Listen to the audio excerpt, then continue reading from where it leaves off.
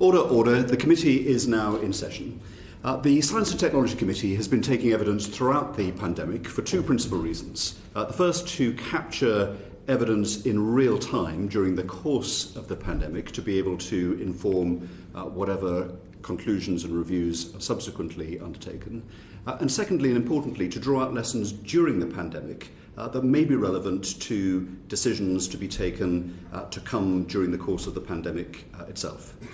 Following this week's session and next week's session, we'll be making a report of our lessons learned to date. We were going to have two sessions today. The second session was with the Secretary of State for Health and Social Care, Matt Hancock, and his Permanent Secretary, Sir Chris Wormald. We're very grateful that Matt has agreed to appear before us next week because he has to make a statement in the House of Commons this afternoon, which would have limited the time that he has with us. So we're very grateful for his flexibility in that. So I'm very pleased to welcome our witness today, familiar to the committee, the Government's Chief Scientific Advisor, Sir Patrick Vallance. Should also welcome that in addition to members of the Science and Technology Committee, we're very pleased to have Catherine McKinnell, who is Chair of the House of Commons Petitions Committee, joining us today. Sir Patrick, welcome, and thank you for coming before us today. Thank you, and I'm going to take this off because I can see that we're actually well separated here by 2 metres. We are indeed. We have at least 2 metres between us all and probably more. Can I start, Sir Patrick, by putting on record our appreciation of your dedication and public service throughout the whole pandemic. You've appeared regularly before the committee and you've engaged very constructively both in person and through correspondence with the committee. Acting on many of our suggestions and recommendations, such as the publication of the names of attendees at SAGE and of papers that SAGE has considered. We're very grateful to you for that. And perhaps through you, we, the committee, can put on record our thanks and gratitude to the scientific community who have been working tirelessly and deploying their great expertise throughout this. We're very grateful. Well, that's much appreciated, and I'm glad this Select Committee is looking into this because it's important that we learn lessons as we go along. Absolutely. So in that spirit, and just to perhaps start with some general questions about the way that scientific advice is taken in the spirit of learning as we go. We have, as we know, some of the very best scientists in the world. You've invited many of them to participate in SAGE discussions. Have you found that they've been willing to accept? Have people responded to the call? Yes, everyone that we've invited to participate has accepted, and clearly we have different people at different meetings, so it's not a membership organisation, it's an organisation that invites people to join as we need them. Some have been at virtually every meeting, others have been at fewer. But in general, and this has been my experience before this as well, when people are asked would they help in a government emergency, the answer is yes, and they turn up and they work extremely hard at it. And I would say that the people who've worked on this epidemic from various different universities have really worked incredibly hard on this. And one of the questions, of course, is how we keep that sustainable for them as the new academic term starts as well. Indeed. So you've had the pick of British science, which is one of the strongest forces in the world. When you last appeared before the committee, Patrick, you said that there were no significant instances in which the government had chosen to go against SAGE's advice. You quite rightly made a distinction between policy decisions and the advice, but you reflected, and the Chief Medical Officer did subsequently, that they could think of no significant instances in which the government had chosen to go away from that advice. Is that still true? Does that assessment still hold true? Are there any instances in which the government has gone against SAGE's advice? So you're absolutely right to draw the distinction that SAGE is an advisory body. And of course, the ultimate decisions are a mixture of policy and timing, which are not in our control. Those are things that others have to make decisions around. And in general, what I can be absolutely clear about is that those making policy and decisions have heard and understood the scientific advice. That I'm in no doubt about. Clearly, as the pandemic progresses, and indeed as we get into release measures from lockdown, there are many other considerations that need to be taken into account as well as the science, and therefore the ultimate policy position and decisions will need to weigh all sorts of different factors, and therefore difficult to say, yes, that's based entirely on science advice, because it's not. It's based on other things as well. But we've given advice, it's been heard, it's been understood, and it's been incorporated into decision making. We'll come on to some of the other sources of policy advice, but in terms of recommendations of SAGE, last time earlier in the year, you couldn't think of any significant aspect in which the government had taken a different view from that recommended by SAGE.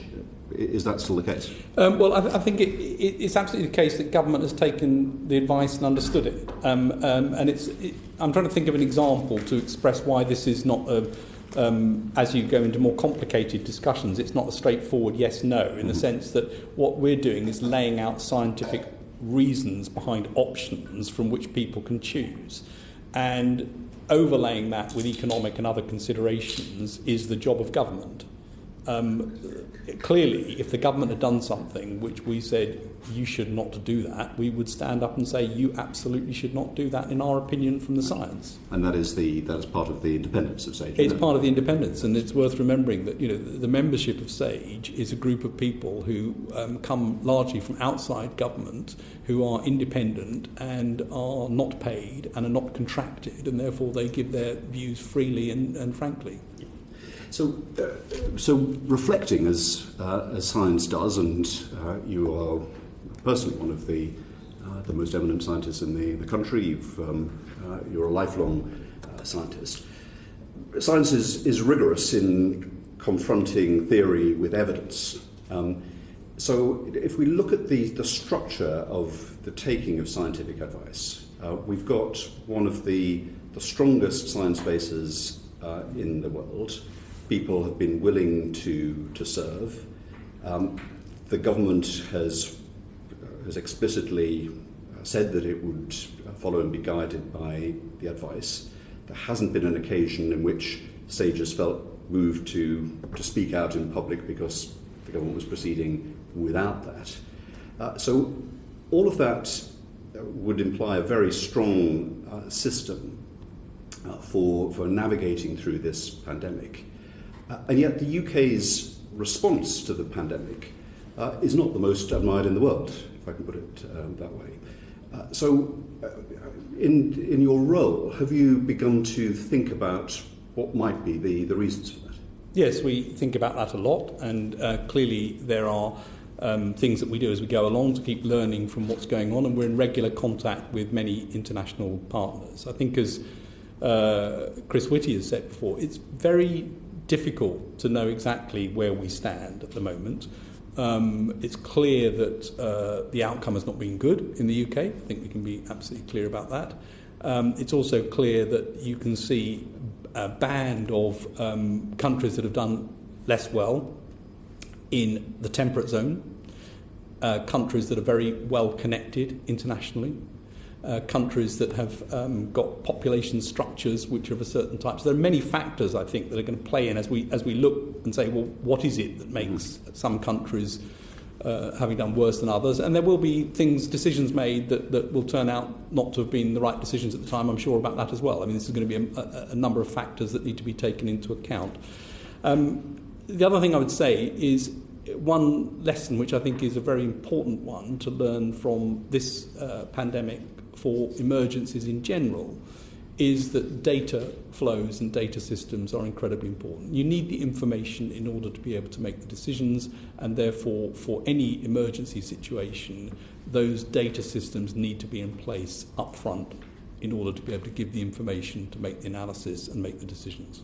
In order to gather data, you need to have tests, yes. Do you not? And therefore, in terms of the lack of testing capacity, we might come on to talk some more about that. It obviously has a medical dimension as to knowing who has the disease or not, but it has an information dimension as well to understand the spread and the patterns and who the virus affects and how. And that is that the implication of that? Well, that's certainly one. It's absolutely the case, and I've said it before, that it would have been absolutely preferable to have had a much greater testing capacity early on.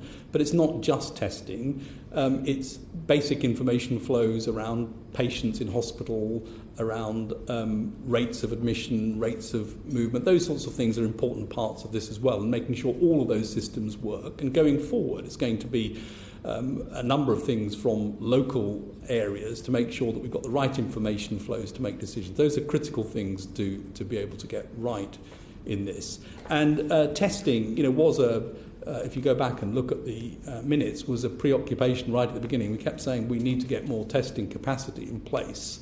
We being Sage need to have more testing capacity in place. And of course, it's important to note that the capacity and capability of the public health system needs to be right in order to do this as well. Just in terms of those data flows, one might have expected, given that we have a national health service, that we would be advantaged in this country in having data flow, and yet you cited as one of the reasons why our performance might not have been as good as it otherwise could be. Is that right? Have I? Well, I think the National Health Service does provide a fantastic opportunity to do this, and the data flows are really getting much better now. But at the beginning, there were definitely times when we would have liked data that was difficult to get, and that's not surprising in a way, because although it's a national health system, it doesn't have centralised data flows on everything you need, and I doubt that's true in many other countries as well. So I think an improvement in data flows is a key part of management of this and indeed other emergencies as we look forward. Thank you. That's very helpful to know when it comes to making recommendations for the future. In terms of testing, we'll come on to this in more detail. Who's responsible for testing strategy? Testing strategy is the responsibility of both Public Health England and the Department of Health, and in terms of how the testing was used and what the priorities were, that was CMO who took accountability for organising that. And so when you said we, and which you clarified to be SAGE, had said consistently that we needed more testing capacity, that is clear from some of the minutes of SAGE meetings. Did you make that case explicitly to Public Health England and the Department of Health? Well, Public Health England and DH are obviously both attendees and observers at SAGE. So was SAGE sufficiently muscular, can I put it that way, in saying we need more testing capacity and it's not coming through quickly enough? Well, there you're straying into operational and management matters. I mean, SAGE is an advisory body, and advisors can advise, and decisions need to be made as to what the outcomes are.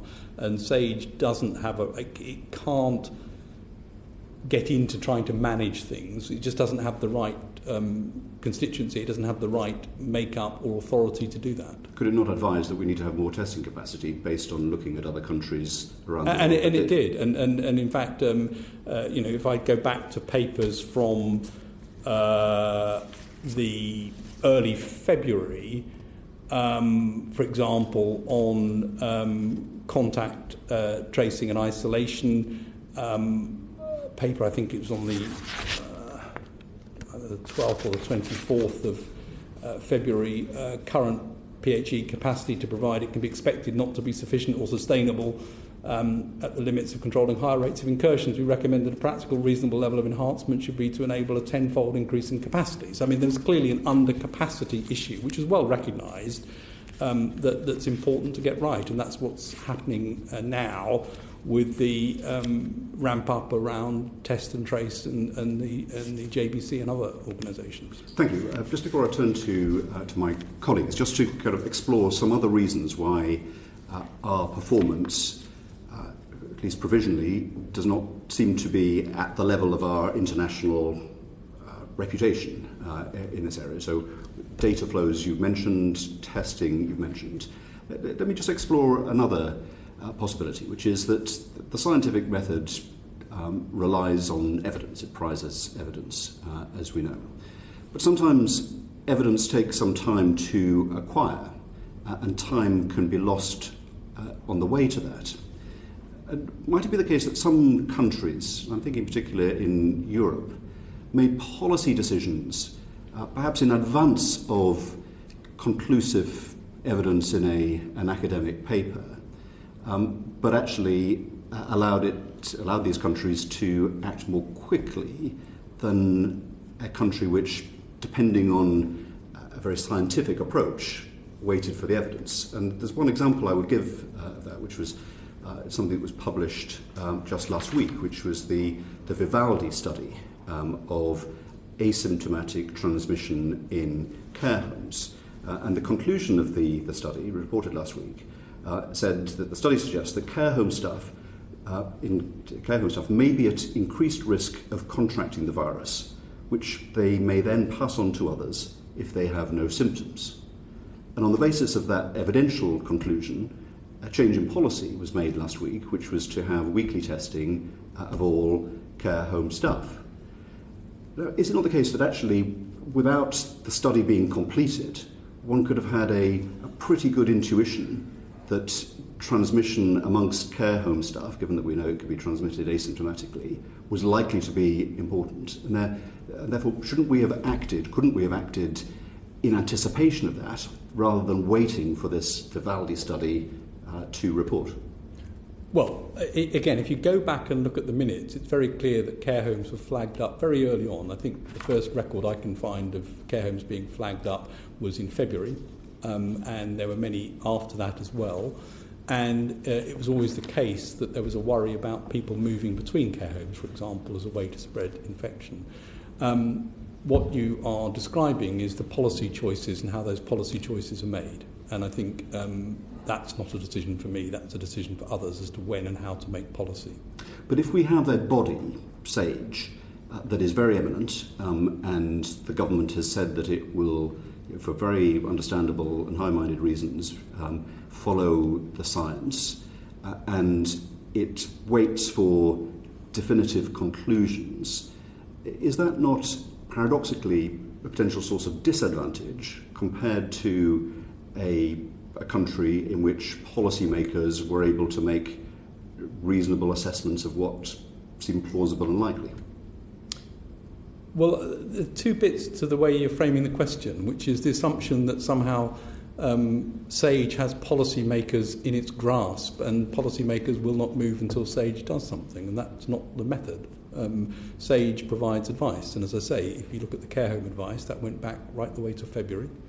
And that advice was always, because we're never dealing with certainty. We're not dealing with a body of evidence that says it is absolutely the case that X or Y. We're dealing always with uncertainty. And it's in that uncertainty, and our job is to express that uncertainty to allow ministers and others to make decisions as to which policies they wish to follow. But I don't accept the premise that actually SAGE takes a position which says only when we're 100% certain do we go out and give a recommendation. You can see from the minutes that's not the case. We say there is uncertainty here, but within the bounds of this uncertainty, here is some advice. But did SAGE advise at an earlier stage that care home workers should be routinely tested? I can't remember exactly what we've recommended on individual measures. I don't know when we recommended that. We certainly made advice around moving between care homes and other things quite early on. Okay. And finally from me at this stage, we've had SAGE and it's met very frequently, I think weekly during the pandemic. Is that the case? We've had our bespoke system. If we hadn't have followed the approach that we had in terms of the structure of scientific advice, and if we had simply taken a decision to follow the World Health Organization's advice at every point, then in February the WHO advice was to have a mass regime of testing, looking at release a statement in March to isolate, test and treat every case to break the chains of transmission. We'd have adopted a social distancing rule of 1 metre. We'd have indicated the use of face masks since the 6th of June. Is there any evidence that we would have fared worse if we'd followed current WHO advice rather than having our own bespoke system of advice? Well, clearly there's not evidence to suggest one way or the other, but I do want to pick up on a few things on that. I mean, there's obviously earlier things as well, such as those countries which were affected by MERS back in 2015 or looked at MERS in 2015, took actions to get their public health systems and other things ready for this type of thing. So there were signals there that could have been looked at. Your face mask one is a very interesting one, because if you go back, our advice on face masks was in April. And we said face masks are of marginal positive value when used in enclosed spaces where crowding may occur and you can't keep 2 metres distance, which essentially is the advice that WHO have come out with, and is essentially the advice that now forms the basis of policy.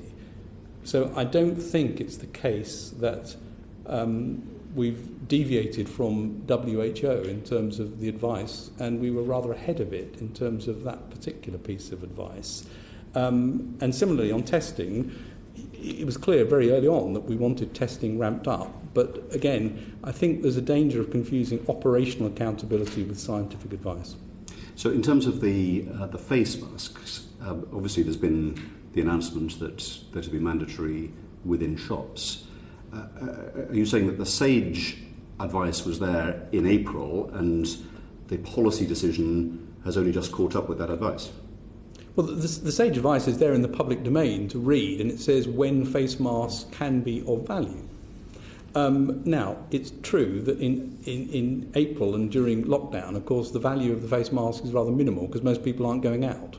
So it is sensible to think about timing, and this comes back to the point you raised earlier on about material differences between SAGE advice and actions. Timing is a different question, and timing now as we go into release of measures is a sensible time to start thinking about what other mitigating factors you want to put in place. And so, again, for example, making the workplace completely COVID secure in the middle of lockdown would have made no difference because nobody was going into workplaces. It clearly is important now. So I think the timing one, again, is a policy question. Thank you. Let me turn to my colleagues, starting with Aaron Bell. Thank you very much, Chair, and thank you, Sir Patrick. Reiterate the thanks of the Chair to you, your colleagues, and the scientific community. If I could just briefly follow up on that face masks point you were making. I think we all recall the Deputy Chief Medical Officer sitting down with the Prime Minister saying how face masks could be not beneficial, and this was before we went into lockdown. Was that based on SAGE advice as well, and therefore has the science changed? I'm not sure the science has changed dramatically, actually. There's sort of accumulating evidence. It's still not overwhelming evidence, and there are really 3 lines of evidence on face coverings. One is experimental mechanistic work. In other words, if I take this mask and start looking at droplets and so on, do droplets go through it? Or how do droplets get distributed? Or how does aerosol get distributed? And those studies all tend to show, yes, masks can stop things going through them. So they show a high level of protection. And then there's a second level of evidence, which is around clinical trials of what happens when people do or don't wear them. And there the evidence is much weaker. In other words, you don't get 95% protection as you might do if you tested that mechanistically. You get some protection, and it varies according to settings. And then there's observational studies, which we're now seeing, which is what was the impact when masks were introduced in country A or country B, or in environment A or B. Could you see a difference in the rates of infection? They're quite difficult to interpret, because usually the intervention isn't a single thing like a mask. All sorts of things, other things changed at the same time. You put those 3 lines of evidence together, and it reaches the conclusion that we did, say I think it was back in April, saying on balance, masks have a positive effect in terms of stopping other people catching it from you, not from you catching it from other people, less evidence around that, and therefore in certain environments there's a role to wear it. I think maybe, and I don't know exactly the context, but one of the things that the Deputy CMO may have been worried about, and it remains an issue, is if you wear masks for very prolonged periods, people tend to fiddle with their face a lot, move them around, take them off and so on, and then it's actually a bit more tricky to see what the benefit is. Thank you. And just again on that, there's been some suggestions that one of the reasons that the Deputy CMO and presumably by extension SAGE were setting that position out in the first place was to discourage people from buying up all the supplies of face masks at the time. Is that not the case? I mean, it was purely a scientific decision rather than an operational one. Again, I think it's quite important to recognise that SAGE doesn't give all of the scientific advice. SAGE is a group to give certain aspects of scientific advice in certain settings. So not every utterance on science comes through SAGE or is approved by SAGE. And there's a whole system of public health and other things that make decisions based on science, which they've got all sorts of reasons to do.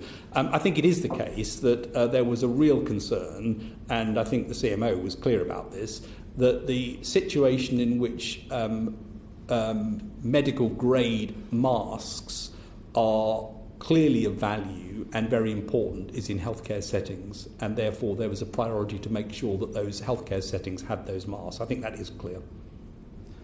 If I could turn now to immunity going forward, what's the latest scientific evidence, what's the latest understanding of SAGE on how long the immune response lasts and what are the implications for our future strategy? Yeah.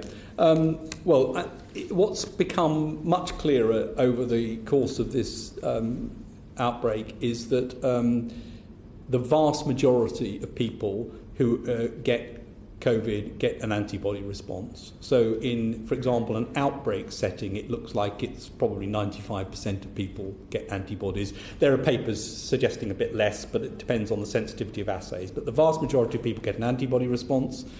It looks like most of those antibody responses contain so-called neutralizing antibodies, so antibodies which would be expected to actually reduce the ability of the virus to cause an effect.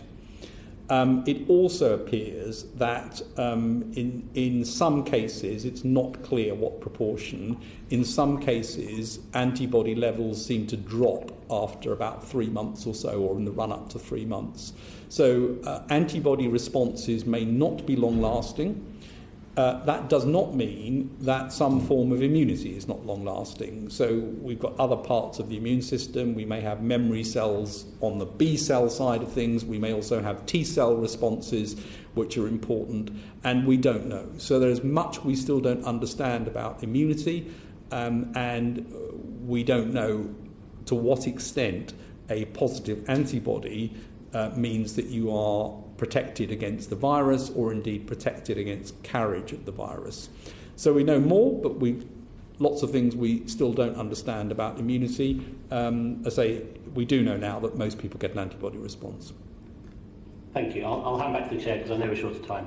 Thank you. I think Andrew had a question on the structure of scientific advice. Is that right? Yes, thank you. Thank you, Sir Patrick. And thank you, Chair. You've been at the central to a unique set of circumstances. Obviously, it is the first time we've dealt with this matter.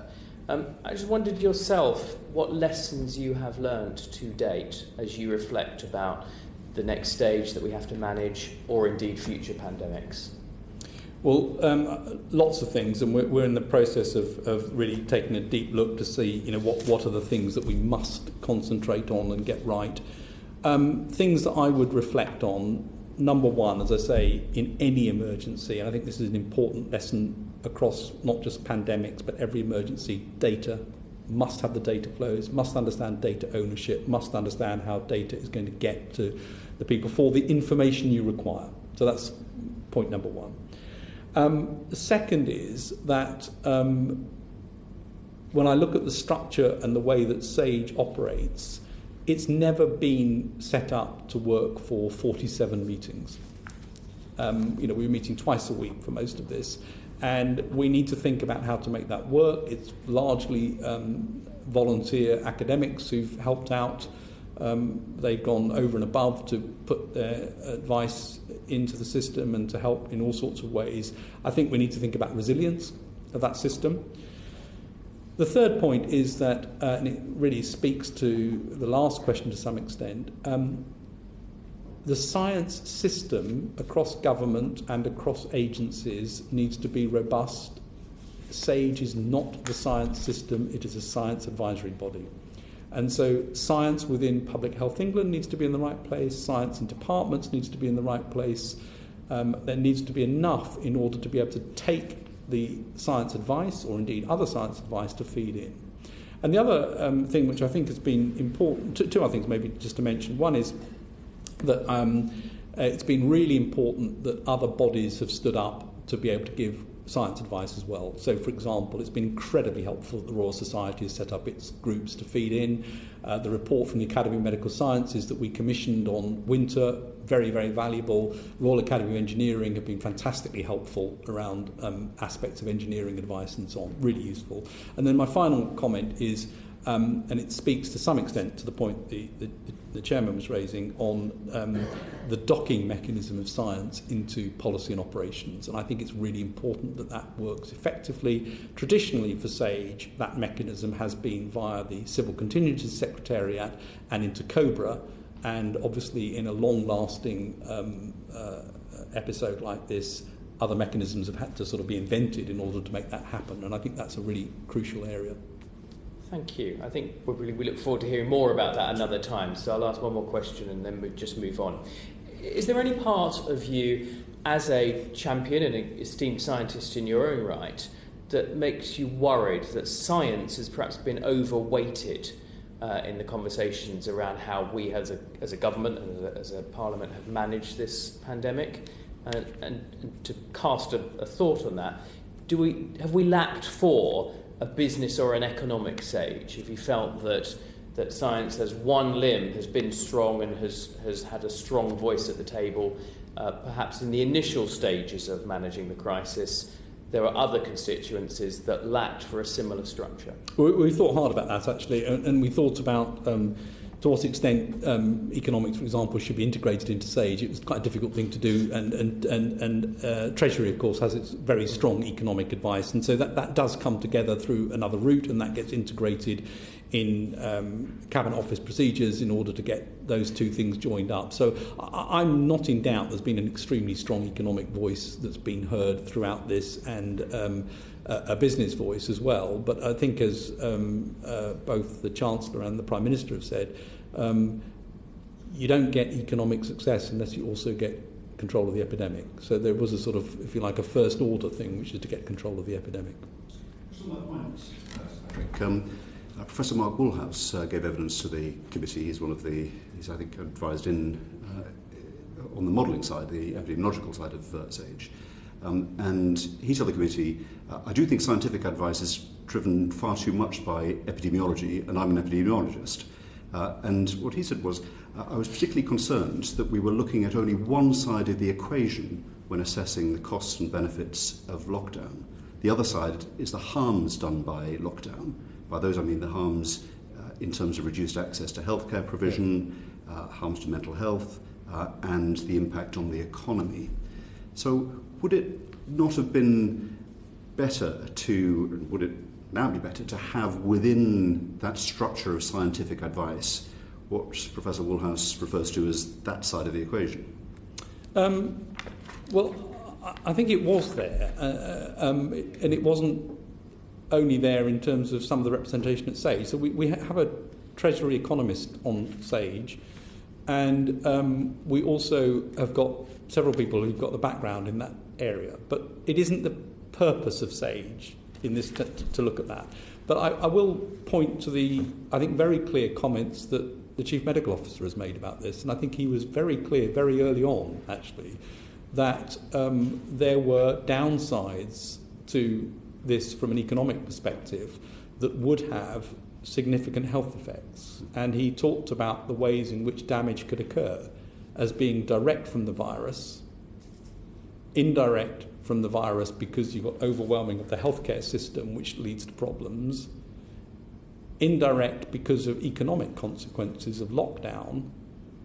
And so there are ways in which this was really discussed very early on as a risk, and we've been worried a lot about the consequence of this, and I think those worries are right. Now, could the economic input be different? Could it be stronger? Could the science input merge with economic input in a more effective way?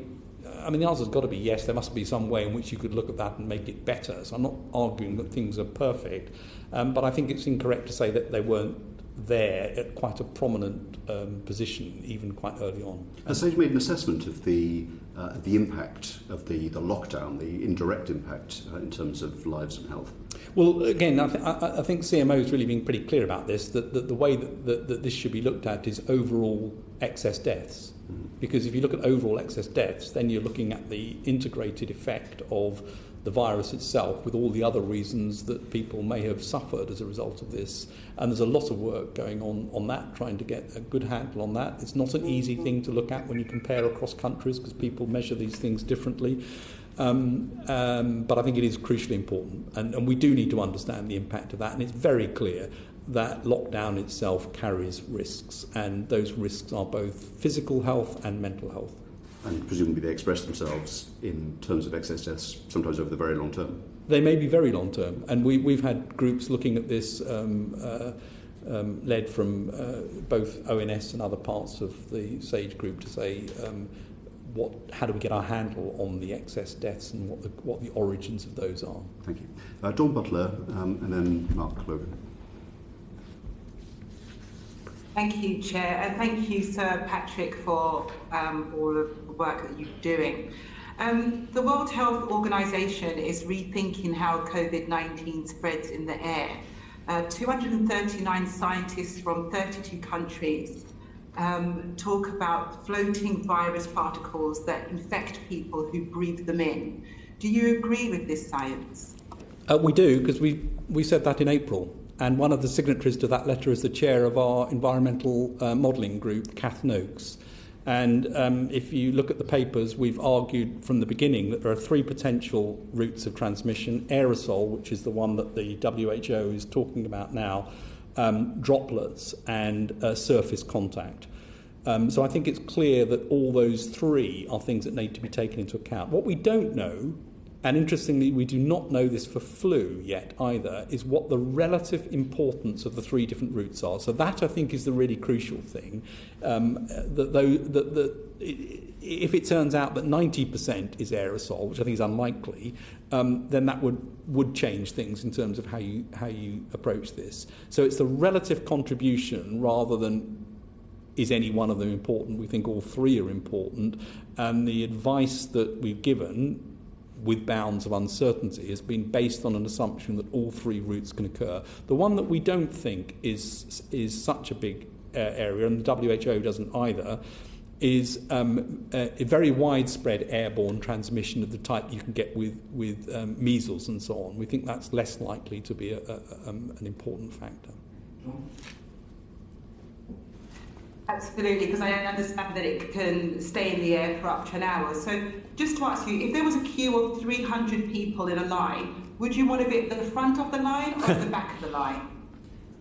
Well, all sorts of questions there about where you want to be in a line anyway. But I think if it's outdoors, the risk of transmission is low, and we see that. And we also see from some of the demonstrations and so on that have taken place over the last couple of months that you don't so far we haven't seen an uptick in cases as a result of that. So I think outside, the risk of transmission, particularly if you're keeping distances, is pretty low. Inside, if you were in a big queue and that queue wasn't distanced, then it shouldn't be taking place. Thank you. And sorry to interrupt. So, for three actions, can you rate them for me? And I'm specifically referring to Parliament, actually, and how Parliament is currently voting. If you could advise the government, would you advise the government that members of Parliament should vote online wear masks or stay in a line of 300 people whilst voting? How would you rate that advice to government? Well, I think science advice here is not policy advice, and therefore my advice is, as is laid out in our papers, that when you're indoors, if you cannot distance and you run a risk of being crowded, then you have to have other mitigating measures. And those mitigating measures can include ventilation, face covering wearings, hence I was wearing a face covering when I came in because I didn't know what the situation was when I walked into this room, hand hygiene, making sure that you are apart from people, and ideally 2 metres apart still remains the optimum if you can do that. And so I think those are the sorts of measures that can be put in place in situations where you can't actually avoid doing an activity. I think the policy on how you do that is not my decision. Thank you. Okay. Thank you. Mark Logan. Yeah, I understand that. I think the science advice is clear. Thank you, Chair. I had We'll come back, Don. You'll have another chance. Mark Logan. Patrick, just my thanks for everything you and the science community have been doing throughout the pandemic. And I just have a few questions around face coverings or face masks. Just out of interest in the face covering you were wearing at the beginning of the session, what sort of special features does it have? Well, it's a fairly standard cloth face covering. Got a nose thing to make sure it doesn't slip off my nose, and it's got several layers. How often, this one, would you suggest, how long would you wear that for? Do you wash it, or is it just single usage? Well, I think you should wear them for short periods. As I say, I don't think it's something you can wear all day in indoor environments. There's some evidence for that. And yes, like my other clothes, I wash it.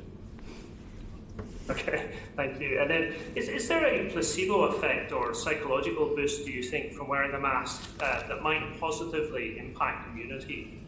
Well, I think it's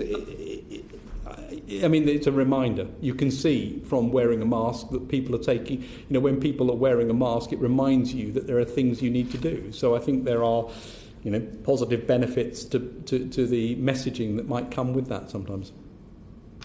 Then I'm interested to ask just that YouGov and Imperial College London had polling recently which showed that the uptake of wearing masks in the UK was much lower than a lot of countries that they polled. And then I did my own polling on Facebook overnight where 470 people in Bolton, actually I found that 71% of people support wearing a face mask in shops, for example. So what do you think explains this kind of divergence between the actual practice of wearing masks in the UK and people's intentions? I'm not sure that I have a clear answer to that. I think there is something about messaging to make sure that people are aware what the importance is and in which circumstances. I think it is important that people understand about the duration of wearing. It's very difficult to wear them all day, as I say, and therefore you need to think about how to manage that. And I also think some of the polling on what's happening in some other countries doesn't quite seem to align with what you see. So some of the figures suggested that 70% of the US was wearing them. I'm not sure that quite fits with some of the pictures you see. So I don't know whether we're different in that. But you do hit on an important point, which is many of the responses to measures are quite culturally determined, and therefore we need to make sure, not just as the UK as a whole, but in different communities in the UK, that both the messaging and the awareness of the cultural issues are taken into account in that messaging and the engagement. And just two final questions. One is, roughly how many masks do you think that we will use now on a weekly or monthly basis, given this new advice as a country? How many do we need? I don't know. I'm sorry, I don't have a figure for that. Do you think low millions, tens of millions? Well, it's likely to be many millions.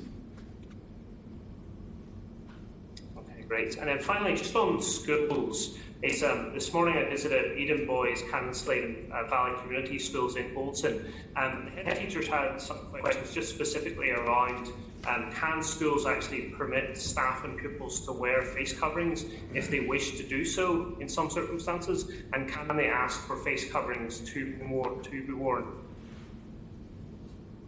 I didn't catch the last part of the question. But can they ask for them to be worn for prolonged periods? I think that was right, is it, Mark?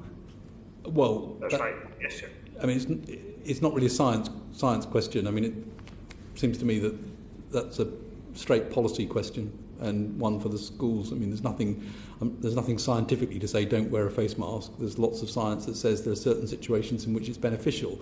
There is a problem, and it's an important one, that clearly it's not practical to ask small children to wear face masks, and it's not sensible to do so. And the evidence in terms of the role of children, both in terms of their susceptibility and indeed potentially their lower role in terms of transmission, suggests that would not be a sensible route to go down for small children. I think.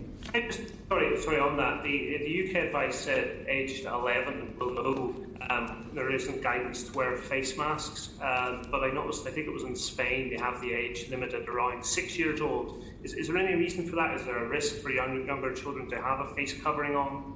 They just don't tolerate it. But I think, again, it's quite an important discussion in the sense that what we're straying into here, and this is where it's worth me just making a distinction, SAGE is not giving advice on detailed operational things. That will come straight out of DHSC and the Chief Medical Officer's office, and in many cases for businesses and so on, it'll come out of BAYS and so on. Those are operational matters. We haven't looked specifically at an age cut-off at which masks become not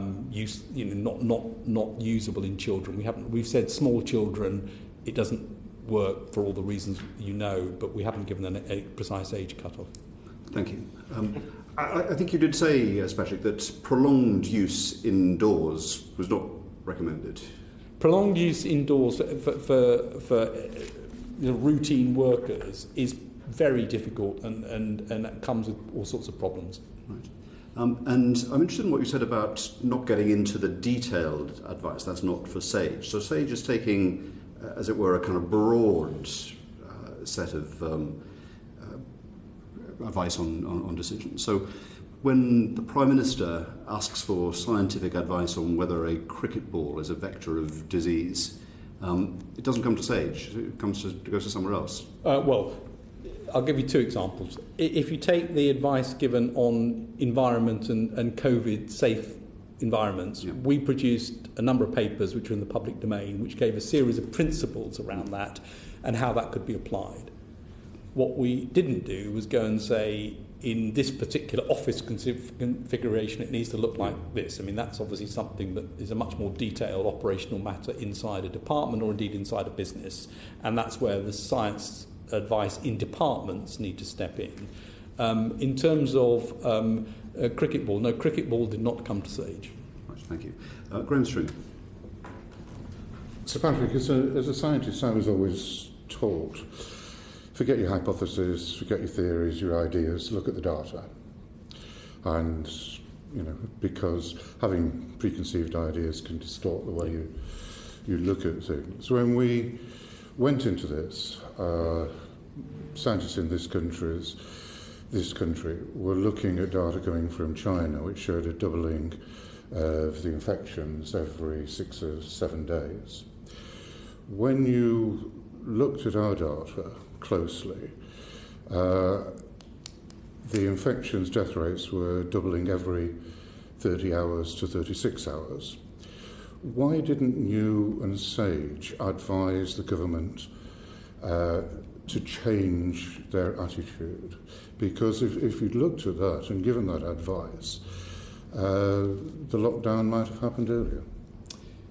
Okay, two things on that. The first is quite an important one as we look back and try and decide what should or shouldn't have happened, is we focus on lockdown, whereas actually there were a series of steps in the run-up to lockdown which started with isolation of people who come in from China, but the main ones were case isolation, household isolation, then recommendations not to go to pubs and theatres and so on. And if you look at what the behaviour change was, it was quite extreme over that period. So there's a number of things that happened. But your point about timing is absolutely right. And when the SAGE subgroup on modelling, SPI-M, saw that the doubling time had gone down to 3 days, which was in the middle of March, that's when the advice which Sage issued was the remainder of the measures should be introduced as soon as possible. And that advice, I think, was given on the 18th of March or the 16th of March, I can't remember. And it's when those data became available. Now, looking back, you can see the data may have preceded that, but the data were not available before that. That knowledge of the 3-day doubling rate became evident during that week before. And did it immediately affect the recommendations on what to do? Well, it absolutely affected the recommendations on what to do, which was to say the remaining measures should be implemented as soon as possible, I think was the advice that was given.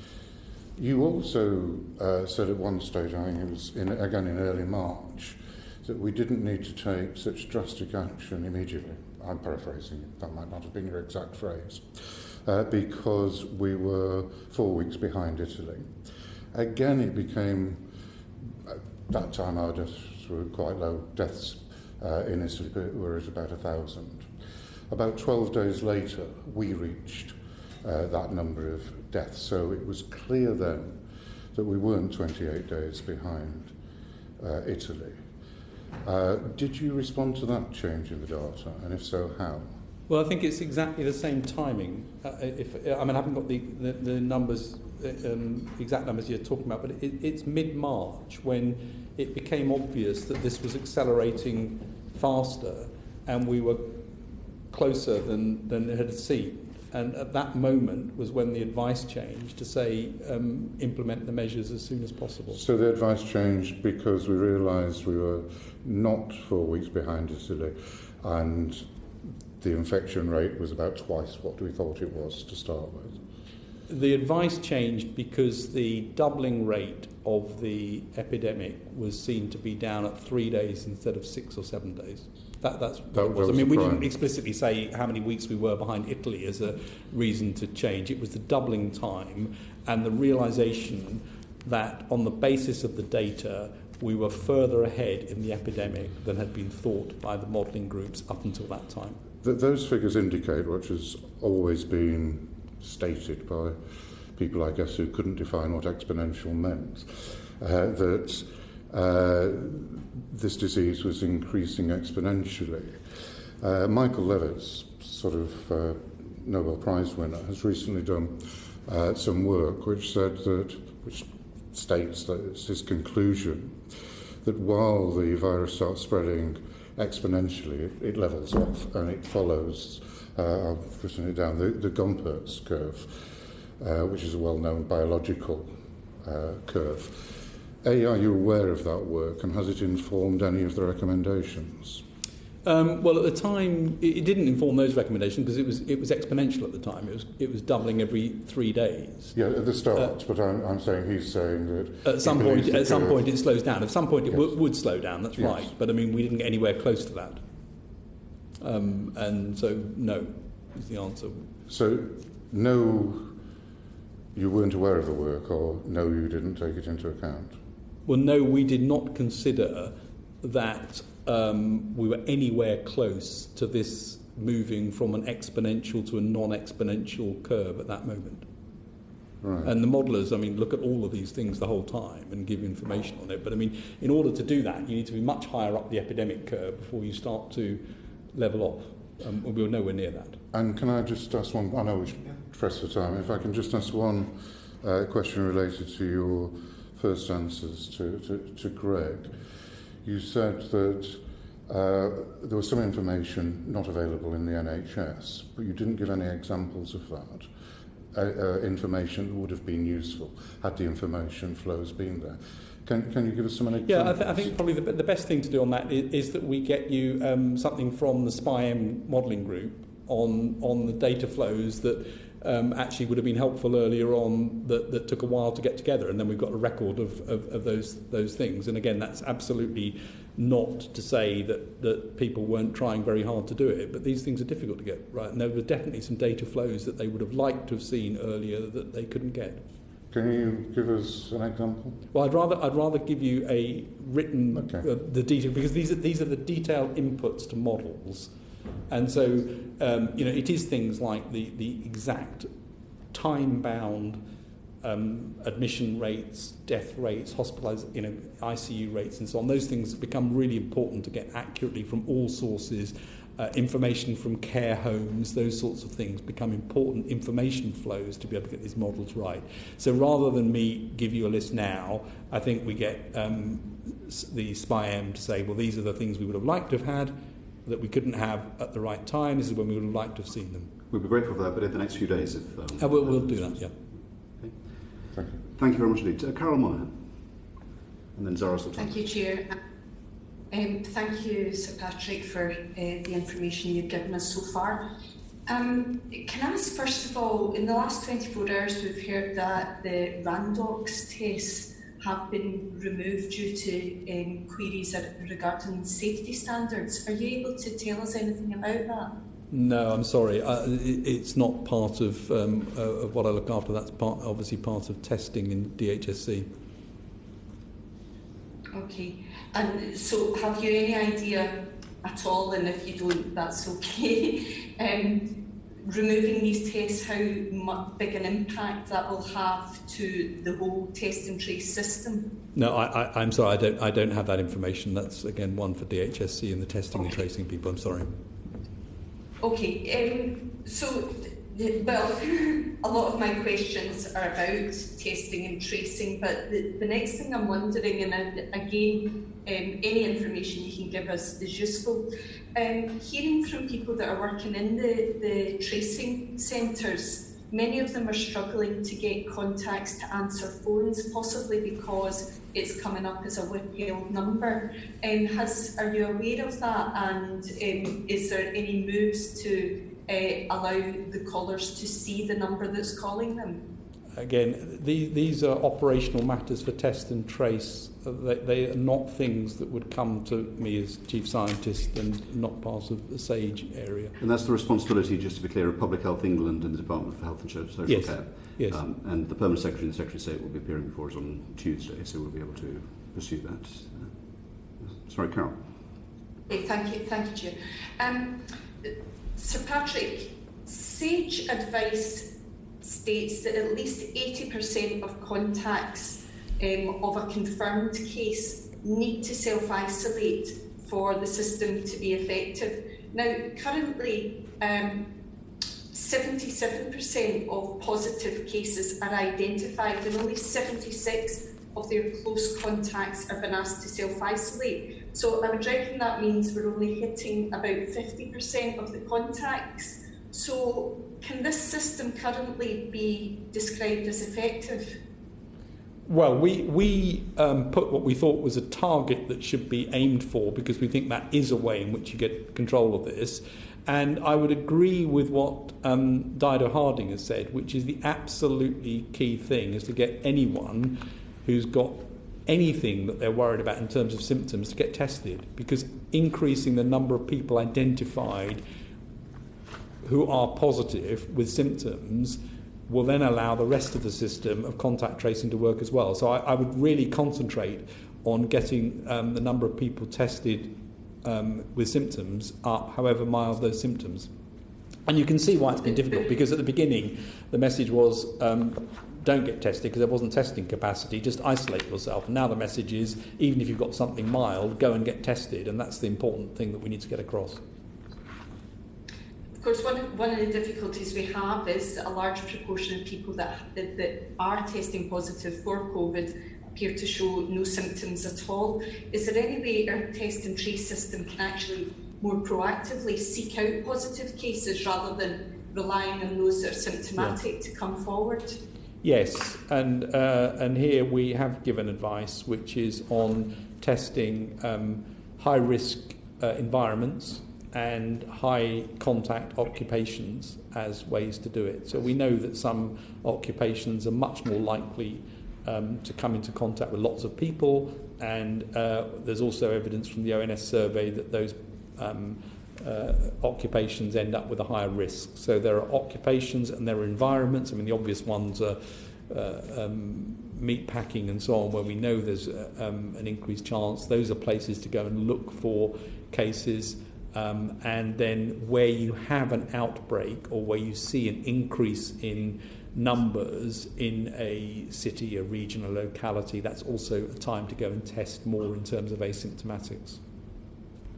Do you see that there would be a more proactive approach taken when schools return? Scottish schools are currently on summer holidays. They'll be returning mid-August. English schools will be returning hopefully to a more normal situation in September. Is there any plans in place to test staff that are working in the schools and frontline staff in, for example, care homes or in shops? Well, again, you're talking about testing policy here now. I think the current situation is that testing is taking place in care homes, both staff and patients, I think, once a week. So I think that is happening. What we are doing, what we've recommended and is underway in schools, is a surveillance study to try and understand what the incidence and prevalence is in schools. So that will be going on, it is going on already, to try and get measurements on that. Then there would need to be a policy in place around which makes sense on the basis of that survey in terms of testing. And I reiterate the point that the evidence around children in this disease are, number one, they get a much milder disease. The evidence of severe disease, except in a small, very, very small minority, severe disease is extremely rare in children. Second is, there's some evidence that they may get infected less. Here the evidence is less strong, but I know the report from the President of the Royal College of Paediatricians and others, and Ros Ego from London School of Hygiene and Tropical Medicine, suggests that overall children are at reduced risk of catching it. There's some controversy around that because the antibody tests don't always support that conclusion, but some evidence of reduced infection, and there's some evidence that they have reduced transmission as well. And when you look at countries where they've reopened schools, schools are very seldom the cause of the outbreak. They're quite often the consequence. In other words, you get an outbreak in an area and a school gets infected, but schools don't seem to be a major cause of the outbreak wherever they've been looked at. Thank you. Can I come to Zara, Carol? Yes, thank you, Chair. Thank you very much, Carol. Zara Sultana. I've got a few questions, but to start off, Sir Patrick, how would you define a second wave of COVID-19? Well, we're not. When people talk about second wave now, actually, what I think they're talking about really is a re-emergence of the first wave. All we have done is suppress the first wave, and when you take the brakes off, you would expect it to come back. That is not the same as the classic way that people think of second wave, which is when the whole thing's gone away down to low levels, it comes back again next year. And that's sort of the seasonal thing that's been seen with pandemic flu, for example, in 1918. And we don't yet know whether this is a seasonal virus, but there are some, I think, pretty strong hints it may well be. And so a second wave is more like this thing going around the world and coming back again. What we're dealing with now is a suppressed first wave, I think. And what is the likelihood that the UK will experience a second wave? And what would you recommend the single most important thing being to avoid that situation? Well, I think there's a very high likelihood that come winter we will see an increase in cases. And I think that was described very effectively in the Academy of Medical Sciences report, which we commissioned. I think that's likely. That's you could argue that's the tail end of the first wave, still there, coming back.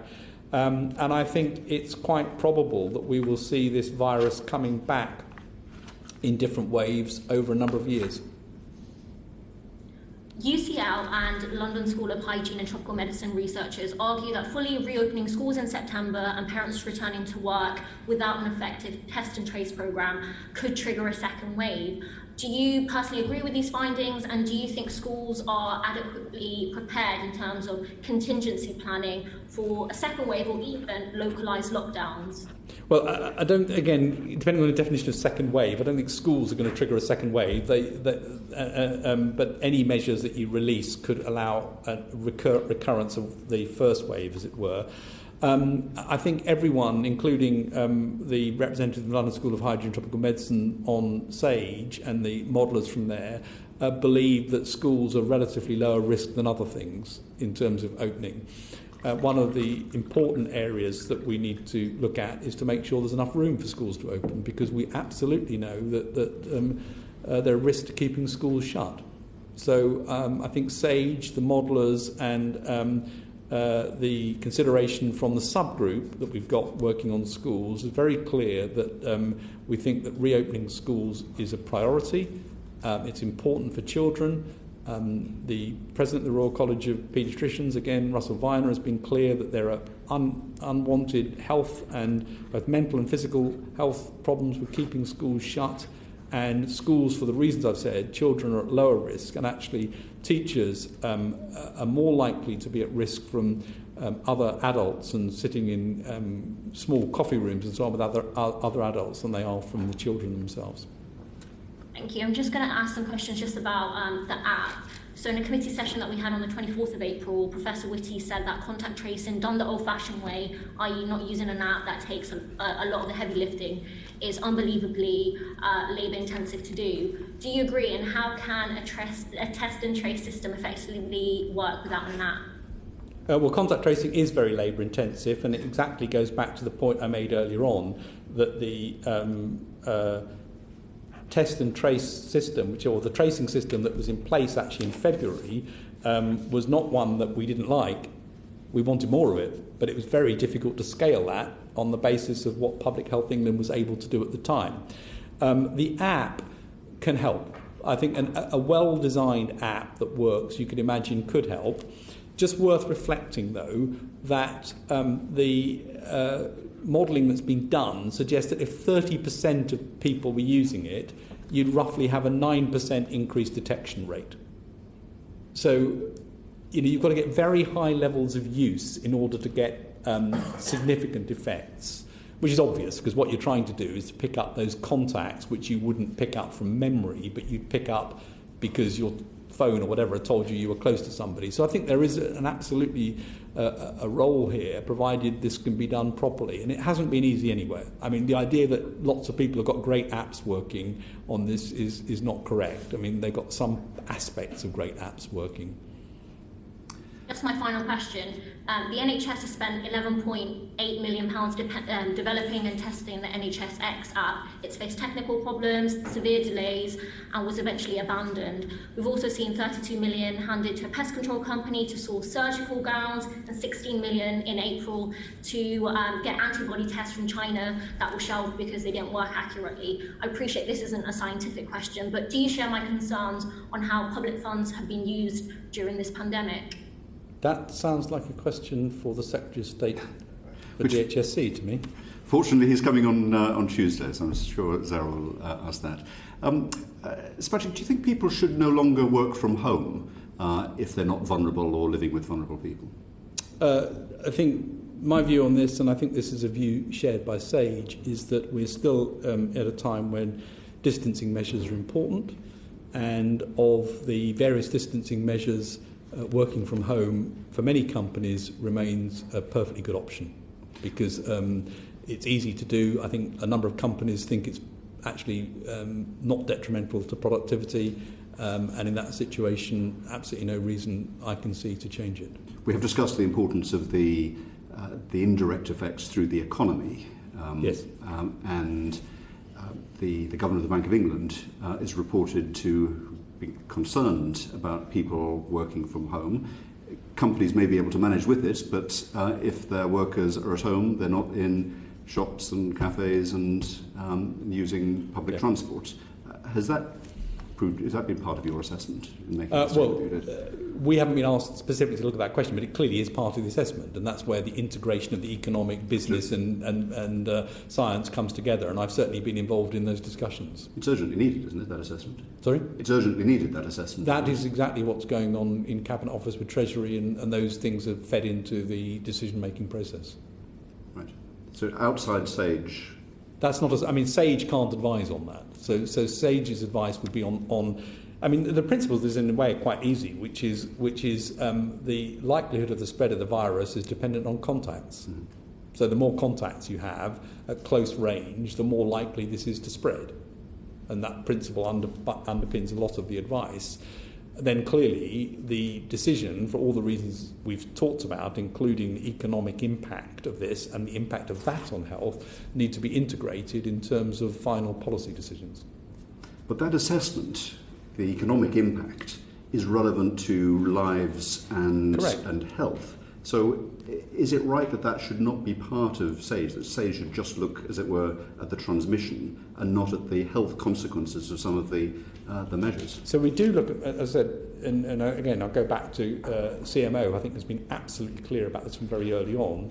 The health impact of lockdown and measures we consider, but not in a modelling sense. We're not modelling that. We can't, because we don't have the economic modelling. But that is done, and that is then integrated at a Cabinet Office level in terms of the people around the table, which usually or always includes either CMO, me or both of us, or other scientific representatives to make sure the epidemiology and the other side of it is properly understood in relation to the business and economic decisions that need to be made. I see, thank you. But I think it would be wrong to think that that's a way that SAGE should do that. I think it's going to become a very big distraction to what SAGE needs to concentrate on. Well, as long as someone's doing it. Yeah, it is being done. Yeah. Catherine McKinnon. Oh, hello, hi. Sorry, I've just come back on. I've totally lost all connection, so thank you. I'm really sorry that I've just missed the bit just before. Do you want me to come back here, to you, so Catherine? if I repeat something somebody said, I apologise. I'm very grateful to be here. There are a huge number of petitioners interested and concerned in this issue, so it's good to be here in that capacity to represent some of their concerns. I wanted to follow up on some of the questions that Zara was asking about the track and trace system, and I'm really sorry though that I missed the answer that you will have just given about the app and taking some of the heavy lifting out of the old-fashioned way as Professor Whitty described it. And I wanted to explore how, in the absence of an app, we maximise our ability to track and trace, because it clearly is one of the most important things we can do to get ahead of the virus now. And so it would be helpful to understand from you what level of data we need to have available to the local public health.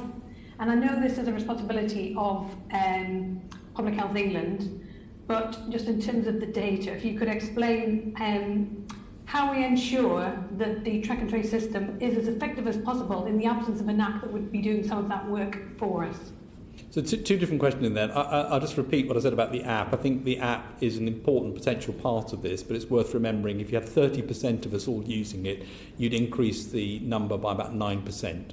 So we shouldn't think of the app as the answer to the problem. I'm afraid there's some rather boring, old-fashioned boots on the ground type thing that needs to happen in contact tracing, which is what's happening now, and the app would be a supplement to that and a useful one were it able to be fully functional, and it's not easy to get these things fully functional anywhere in the world. So that's the first point about that. So I've slightly forgotten the other part of the question now. No, so the question is the data flow. In order to maximise those boots on the ground, so to speak. As you said, it was very effective when the local public health teams were able to do what they do, and they do it very effectively in tracking down public health issues, and they were doing that in relation to coronavirus. And obviously it then became a much larger, and it needed to be scaled up, which is why then it became a national effort. And there's now 18,000 track and traces. The problem seems to be, and this seems to be coming from a number of directors of public health, that the two don't seem to be working together necessarily, and so you're not getting the adding up together of national ability to track and trace with local intelligence that's really vital for understanding how best to tackle it in local areas. So I wondered if you could comment on that. Well, I strongly agree that this is a very important thing to get right locally, and the information flows need to be right. And the new Joint Biosecurity Centre is set up precisely to try and make sure that the data flows are there and they work and they get out into where they need to be, which is the local areas. And you're quite right that the local public health teams and local public health directors are absolutely critical in this, because we've moved from a stage of thinking of blunt lockdown across the whole population to being able to release some of those and then rely on much more local action. And local action can be as local as this one building needs to be looked at. Yeah. That requires really good information flows, and it requires Public Health England on the ground, and it requires JBC to be linked to that. And I know that's what people are working on, and those are very key operational matters to get right. Thank you. Yeah, and we're not there yet. And I think one of the challenges is that the level of data that's being provided is at postcode level. I think that's as granular as it gets. But even if you live at the same postcode, you don't necessarily attend the same church, you won't have been to the same swimming pool, you won't go to the same pub. And so the ability to actually get ahead of this virus does seem to be hampered by the data at the moment. I agree, and it's the granularity of that data, and things like, where you live isn't necessarily where you work. And those sorts of bits of information are really important. Thank you. And the speed as well. Sorry. Thank you very much, Catherine. Graham Stringer, and then Erin Bell, and then Catherine Fletcher. Thank you. Can I just, I've got some questions on testing. Can I just ask a couple of questions on your previous answers? Right at the beginning, you talked about the problems in care homes. Was it, and that was discussed at SAGE, we were told right at the start of this epidemic that if this bug got into care homes, we were likely to get 30-40% deaths in the care homes based on evidence from Washington State in America. Did you do a risk analysis? Most of the reasons given for not providing better protection have been about testing in asymptomatic people. But was there not a risk analysis done at the start of this process? That's really a matter for DHSC. I mean, it's not a scientific question. Well, why? Well, we flagged up that care home. They have the accountability for that sector. And so, again, SAGE is not the organisation that manages these things. We can give science advice. I'm not asking a management question, Sir Patrick. I'm asking a question about understanding what the risk might be. That's a data question. It's a question about understanding what potential damage might be done. Oh, sorry, I misunderstood. I thought you meant risk assessment of care homes. In terms of, literally going and do a risk assessment, which is... No, I wasn't individually. No, I was talking... Professor Ferguson told us, again, right at the start of this process, that care homes weren't part of his models. Right. They didn't go down to that level of granularity. What I'm asking you, given that it was known, and amongst advisors, that this would be catastrophic, and we've had 25,000 deaths, why wasn't a general risk analysis done so that policy options could be put forward to say what would be the best way of ameliorating this risk? Well, I think there were... I mean, on the first point about models, the reason they're not in the models is they didn't have the data. So the data were not available from care homes to put into models. And that comes back to my general point about data, because you can't model something if you haven't got the data.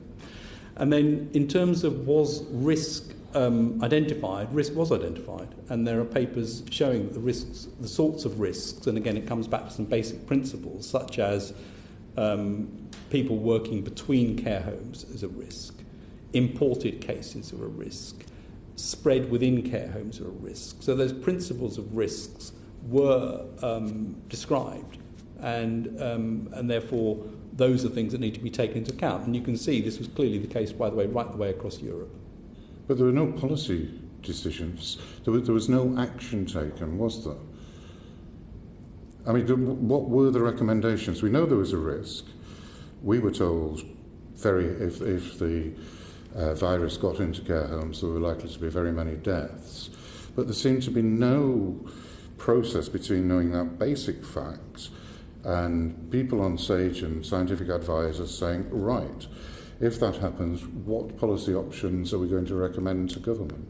We don't recommend policy options. Well, I don't want to fence about words, but what advice we can give to government? I've just listed some of the advice we gave, and I think how that is utilised is not a responsibility of SAGE. Now, we give the advice is laid out clearly, the advice is in the public domain, people can see the advice that we've given in these matters, and then it's a matter of operationalising it, and that clearly is not an accountability of SAGE. Grant, I'll move on. I'm not totally sure I completely understand that. If I can ask the question that Greg asked in a sort of blunter way. Everybody's been clear that the decisions that were taken would damage people's health because of the withdrawal of health services and of the economic damage that was done. There was going to... Again, did you, as the government's chief scientific advisor, recommend that there should be a paper that tried to quantify that across different areas? Because basically when the decisions were being taken, you were deciding that people who had onset cancer, people who needed transplants were going to die. I mean, it's as simple and blunt as that. Did you say that we should try to model this and work out the numbers?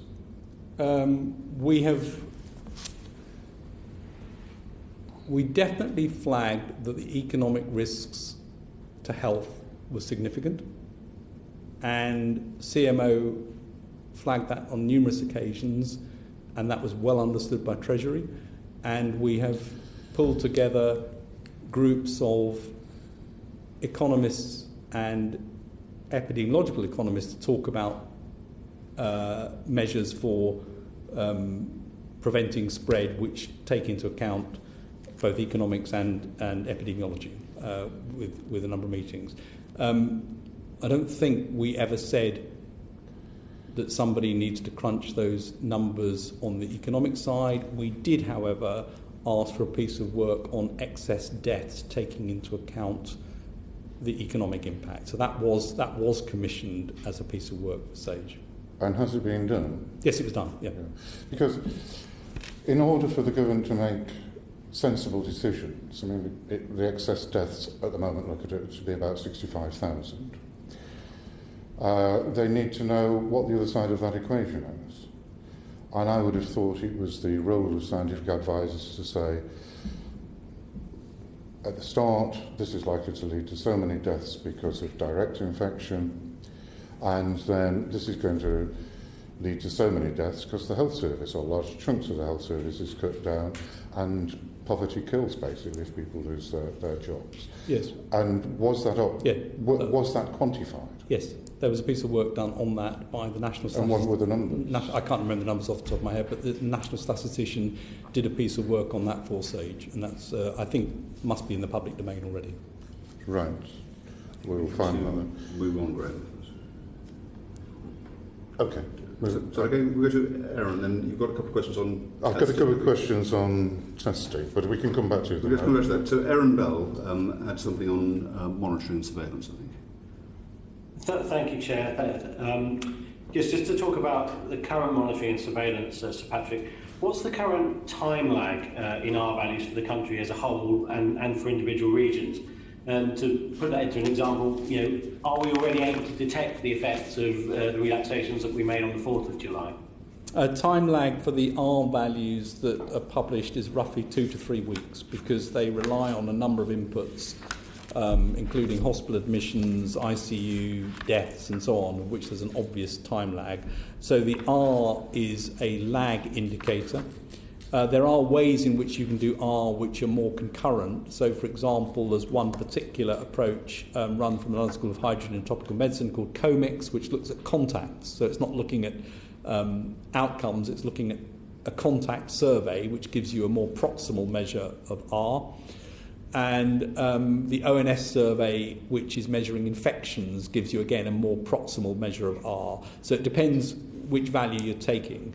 The other thing I would say is that as numbers come down and are much, much lower, R becomes progressively less useful as a measure for the simple reason that it jumps around a lot with a few cases here or there or an outbreak, and it becomes really not a very blunt and lagging tool in which to judge effects. So in terms of communicating with the public, is overall prevalence at a given time a better measure for people to understand what's going on with the current decline and potentially the future spread of a second wave? We think prevalence, incidence, outbreak measures, those sorts of things are more relevant going into a lower overall prevalence state than R or growth rates are.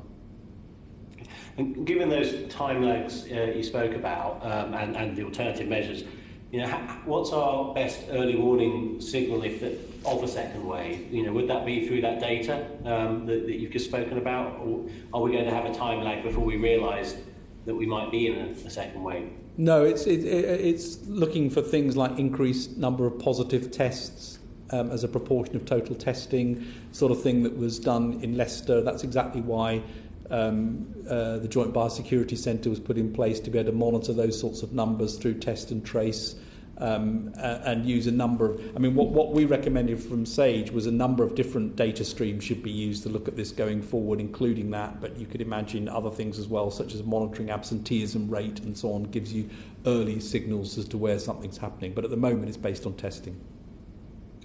And are those data sets and data streams, are they some of them publicly available, all of them publicly available, or is it mostly private?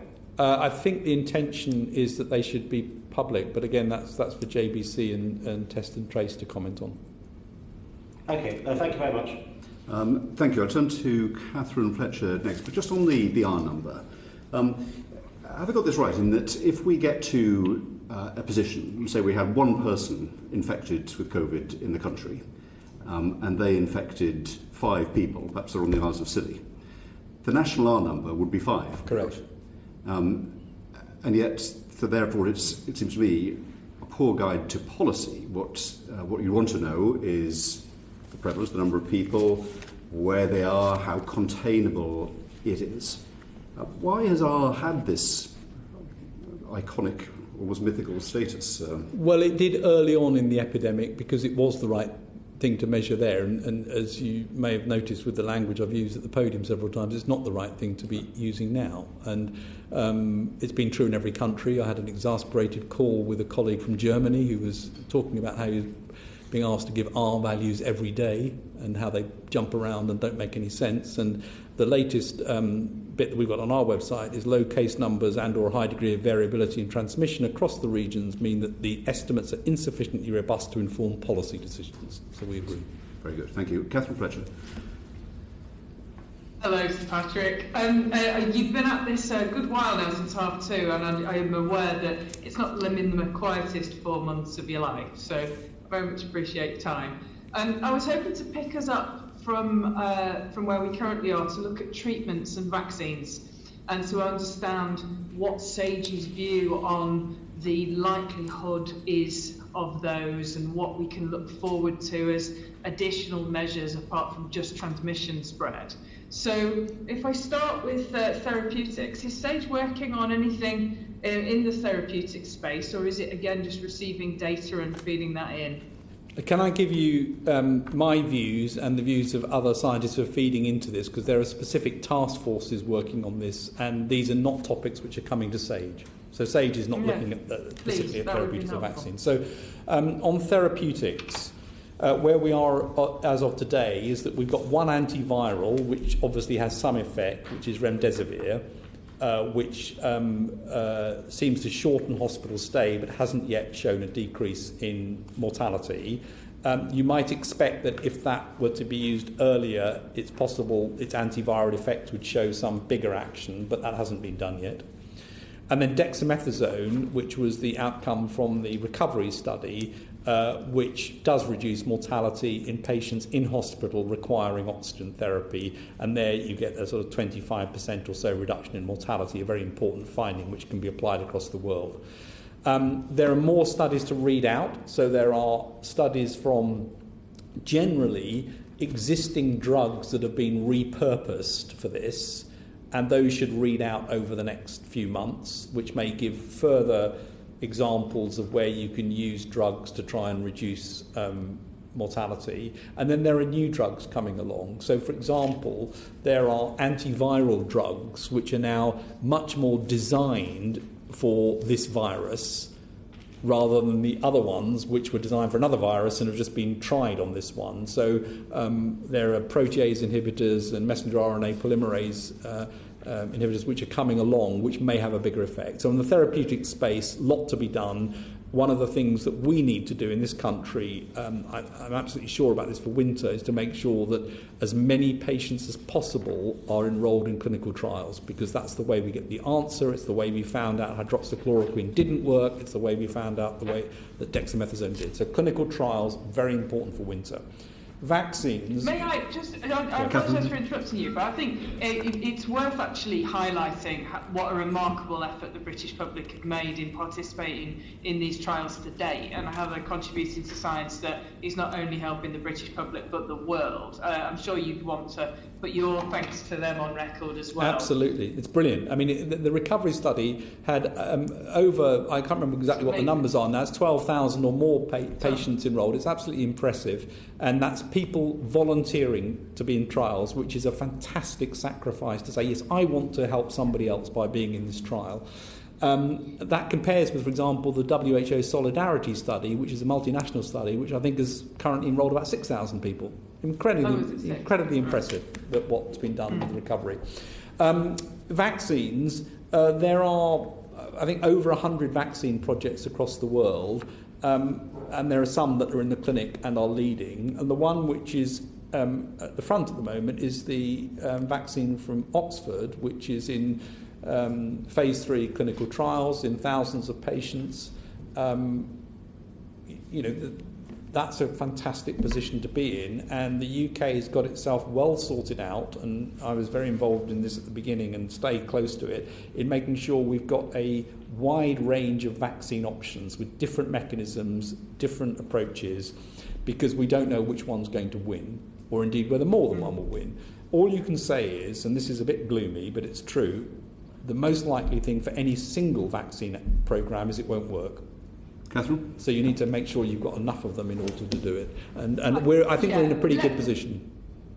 Well, just let me understand very quickly, when are you making any assumptions about any one of those multivariate bets coming off in terms of the way the scientific advice is being structured to government?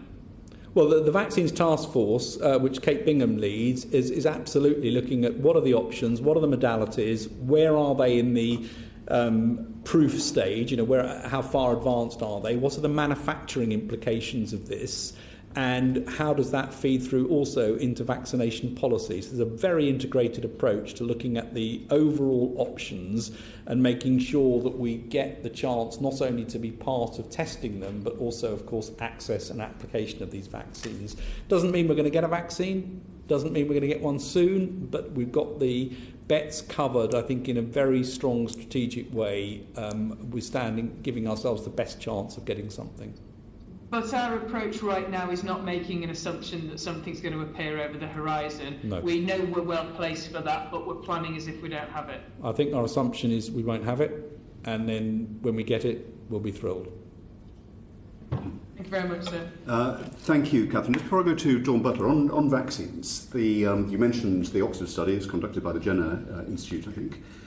The director of the Jenner Institute today has called for challenge trials to take place, in which healthy young volunteers will be deliberately given coronavirus after receiving the vaccine.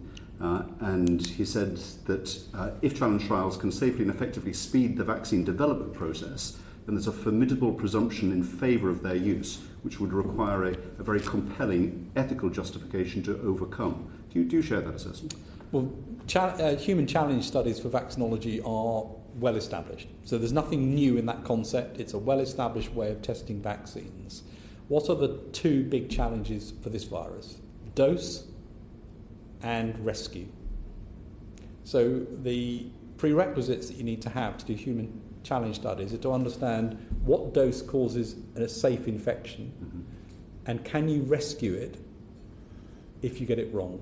And what's the current answer to those questions? We don't know the dose, and we don't yet know that remdesivir will rescue the infection.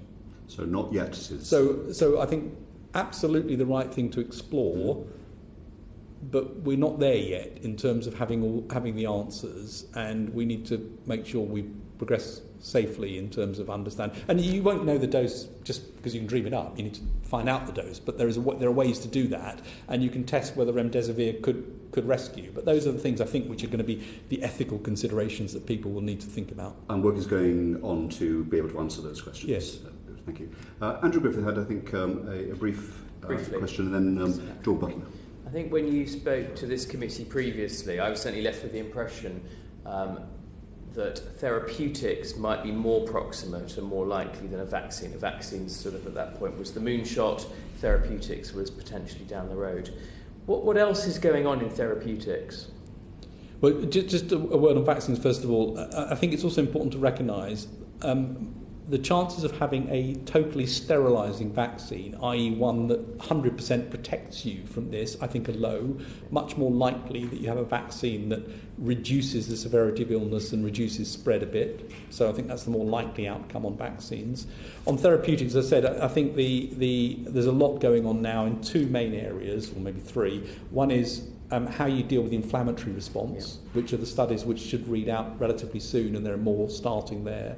Antivirals, which I've mentioned two classes which are being pursued, and there are many others as well, and then potentially preventative medicines as well, which are being looked at. Those are the three big buckets, and they're all being looked at. And I think it's right that the therapeutics is more proximate. We've got dexamethasone, we've got remdesivir, and we'll see what comes next. And what's the intervention? Sorry, Chair, just so I understand the work that Kate is doing on the vaccine side, and I think various witnesses have given us a good sense that almost every study is being done, and Sir John Bell's leading a lot of work about how we do that. On the therapeutic side, is there an equivalent of that initiative, or is it by its nature much more It's different. I mean, again, just to be clear, it's Kate and the Vaccines Task Force that's leading the vaccines work. Yeah. I mean, on that.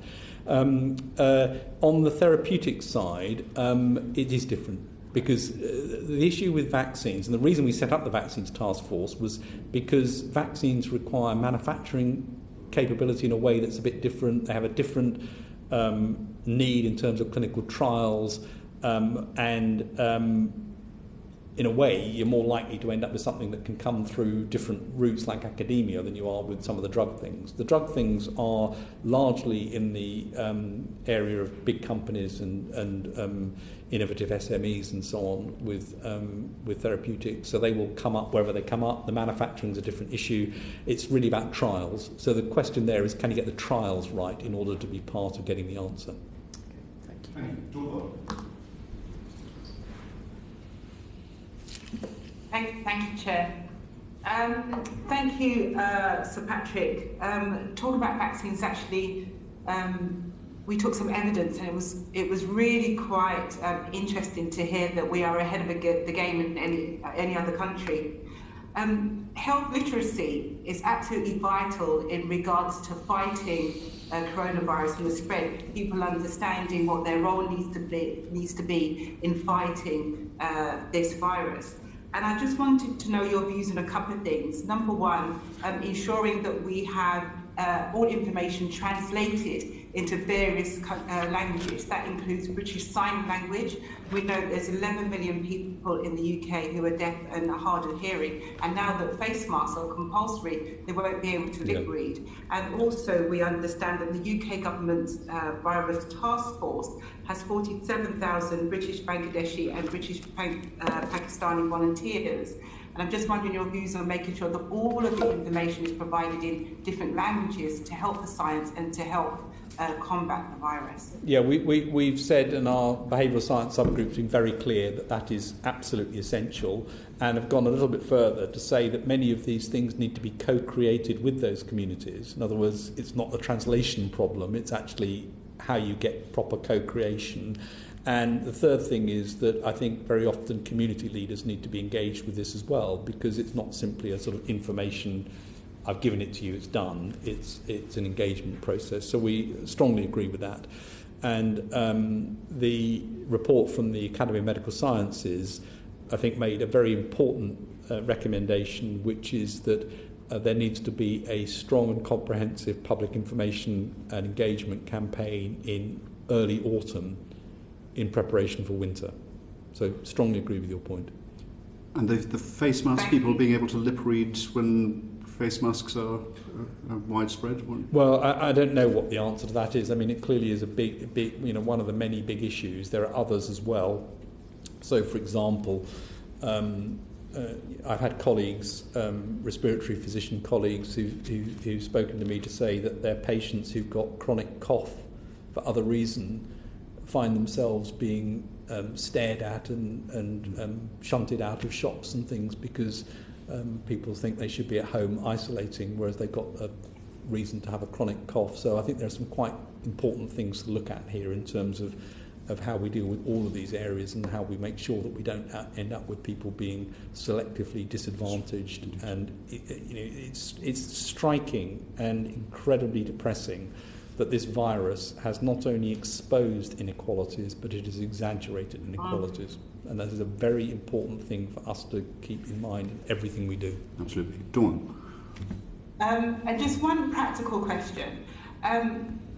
Mobile testing units. Should we not have mobile testing units at large workplaces where there are, say, 1,000 people or so, or 500 people? Would that not help in regards to understanding the virus and how it spreads? And if you take Parliament, for instance, we do have an issue with potentially creating super spreaders.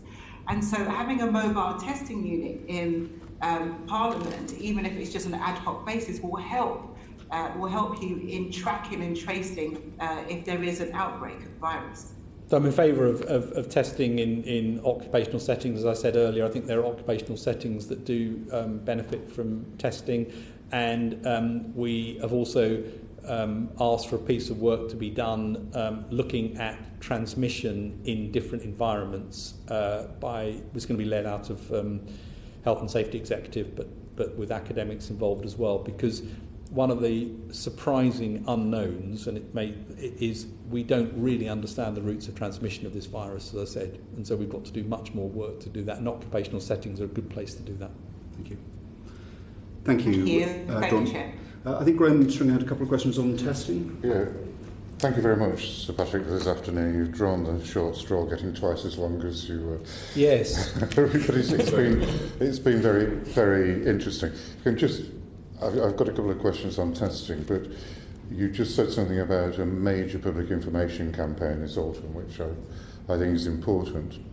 Do you think that should also include a major campaign on flu vaccination?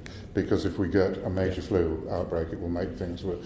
And similarly, or along the same lines, do you think there should be an intensified campaign to get the lifelong pneumonia vaccinations, which are given to the over 65s, which may help with this? And sorry, this is a long question, it didn't mean to be.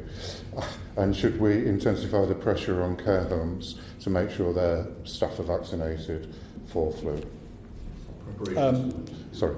Well, they are. I mean, we're going to sort of agree to differ on operational points, but these are important questions. And on the flu vaccines, we flagged up a long time ago that this needed to be a big flu vaccine season. DHSC understood that and have, I think, taken steps to procure vaccines. You don't procure vaccines now for winter, you procure it several months ago. Yeah. So this was something on our radar right at the beginning to say flu vaccination this year is particularly important.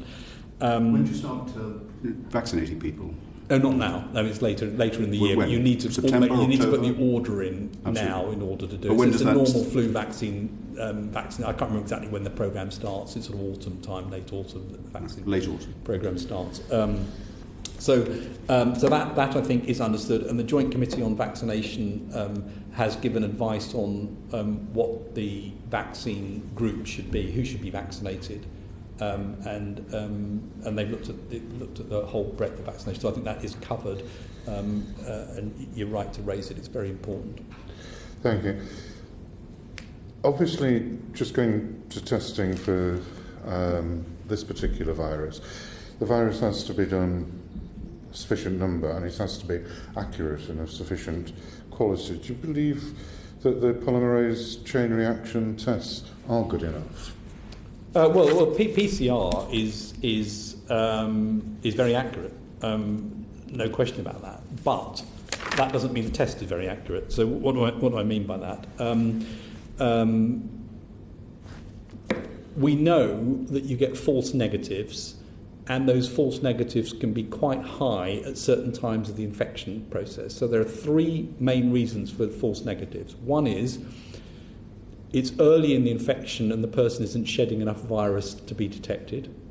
The second is that the swab itself hasn't been done adequately. And the third is the PCR's a false negative for some reason.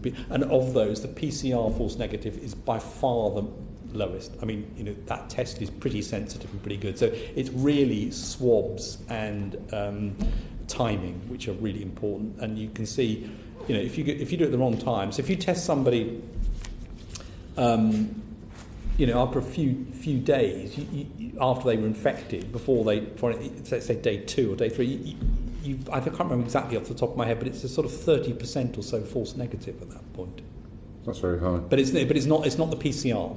And then the other thing that's quite exciting is new technologies coming along, so-called LAMP technology, which allows a much faster and easier test, which is essentially measuring the same thing as in PCR. And I know there are studies going on at the moment to see if you can pick that up from saliva, which would make things much easier than the swab. Well, we need extra capacity in the autumn when children go back to school and the weather changes. Yeah. Can you put a figure on it? I don't know exactly what the figure is, but we need to continue to ramp up testing. I mean, I can't remember where we are at the moment. It's I don't know exactly what the numbers are. It's I think at least 200,000 a day, I think, and it's going to go up higher than that. So we need very high level testing, and that's why something like LAMP and saliva would be really good. If it was very easy and you could do it quickly, you can then really think about much more widespread testing. Right, thank you. Thank you, Graham. So just on that, you mentioned, Patrick, the Academy of Medical Sciences report, and that made the point that as we get into the winter, people are going to be presenting with symptoms that may be COVID, or there may be other types of, it might be flu, and therefore need to be tested. And they put a figure of, I think, over 350,000 people a day being required to be tested. Have you made an assessment of whether we've got the capacity to meet that? Well, we haven't got the capacity to meet it at the moment. We haven't? At the moment, no. Have you seen a plan to develop it in a critical way? I believe that plan is being developed. Because otherwise we're back to where we were in March. It's essential. And the other question on this is whether you can, what's called multiplex testing, so whether you could do something to test for multiple respiratory viruses at the same time, which would then allow you to say, you've got flu, you've got flu plus COVID, you've just got COVID, and triage much more effectively. And again, this comes back to the economic point, which is there's a very big risk with multiple respiratory viruses circulating that you end up isolating a lot of people who haven't got COVID. Absolutely. And because of the false negative point that we've just discussed, just because you're negative doesn't mean you haven't got it. So that's why isolation is important. So multiplex testing, where you can also get a positive on, yes, that's flu, I think becomes quite an important part of this. I said right at the beginning of our session that part of the point of asking these questions is to be able to learn lessons that inform decisions on the way. And this seems to me a classic case of this. The one thing that we've learned is that we didn't have enough testing capacity early on, so it needed to be rationed, it needed to be confined to hospitals in the first place. So this seems to be a matter of consensus now. So we must learn that lesson and apply it to make sure we have more than enough testing capacity in time for the autumn and winter, must we not? I completely agree. And do you think that is fully understood and being acted on? Well, it's fully understood and it needs to be acted on. And again, it's, as an advisor and as SAGE, I can't make that happen. But I think it's important that it does happen. I believe it is happening. I recognise that is a crucial thing to do. I've talked to you about multiplex testing as well as another thing. I've talked to you about the LAMP approach to try and get a more widespread testing. I don't think anyone's in any doubt that getting the testing right is important, and it's a fundamental reason why funding organisations like PHE and JBC is crucial. And if you look at the countries that learnt the lesson of MERS in 2015, they funded those systems well. And other countries around the world that saw what had happened funded those systems well. So the funding of our public health system is a very important part of preparation, not only for this, but for future problems. And the responsibility of that, as you made clear during this hearing, is with NHS England and the Department of Health and Social Care, and we'll have the Secretary of State and the Permanent Secretary next week, and we'll be sure to ask about that. But my the final and related question is that early in the pandemic, the committee took evidence about the projections, the modelling projections as to the number of cases that we would have, and obviously one of the pivotal judgments was whether NHS capacity would be swamped, whether it would be exhausted. Have SAGE made that same assessment of where we are for the coming winter? Well, as you know, the Academy of Medical Sciences report, which we commissioned, has done that, and it's made some assumptions around that, and we're in the middle of doing further work on that at the moment. The one thing I'd say about the Academy of Medical Sciences report is they made an assumption that R would be 1.7, just as a sort of modelling assumption. Of course, that is literally just an assumption, so we're going to go through and work and see, make sure that we've got that ready for... We read in the newspapers this morning that there is investment to be put into the Nightingale hospitals. Are we to infer from that that the normal capacity of the NHS is not going to be sufficient, so we can expect a caseload that is in excess of that standing capacity? Well, I think it's reasonable to assume that you need, to be resilient, it's sensible to have that. We don't have any prediction at the moment as to what the numbers are, and of course there are other catch-up things that the NHS is dealing with as well. So I think, again, those are really questions for the NHS, but it seems to me entirely sensible to think about resilience in the system. Absolutely, thank you. And it's been very helpful to understand the where SAGE can give advice and where it is not appropriate. So to give a final example of this, does SAGE give advice on, for example, whether it's safer to be in an aeroplane than a theatre? We would not give that sort of comparative advice. What we would do is give advice on the principles of environments and how one should do a risk assessment in environments. It may be then health and safety executive or somebody would be able to take that down to the exact level of this environment versus that environment. What we have done, though, is a piece of what we've asked for is it possible to measure COVID security in an environment, which is very difficult to do. So we are looking at what the true assessment of that might look like, and I'm not optimistic you come up with a very concrete answer. So Patrick, you've been very generous with your time. We're very grateful. I want to reiterate what I said at the outset. Our purpose in this inquiry is to try to draw lessons that can be of value during the pandemic and beyond. The way that science proceeds, and your eminent colleagues practice this all the time, is to ask some difficult questions and to produce some answers that may require a change of practice. Right from the outset, you've participated in that spirit. Very grateful for your continued engagement with the committee and for the very important work that you do on behalf of the country with those of your colleagues. Thank you very much indeed. Thank you. That concludes the meeting of the committee. Order, order.